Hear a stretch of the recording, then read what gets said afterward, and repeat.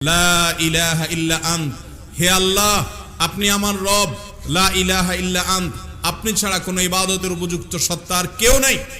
খালাকতানি, আপনি আমাকে সৃষ্টি করেছেন, ওয়া আনা আবদুক, আমি আপনার দাস, আপনার গোলাম, আমি আল্লাহ, আমি আপনার গোলাম।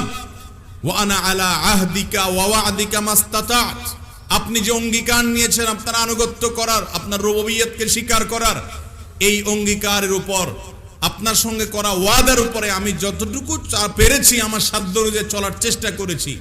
কিন্তু যতই চেষ্টা করি না কেন ভুল তো হয়েছে। আবুউ লাকা বিনি'মাতিকা আলাইয়া, আপনি যে অজস্র নেয়ামত দিয়ে আমাকে রেখেছেন স্বীকার করি মালিক।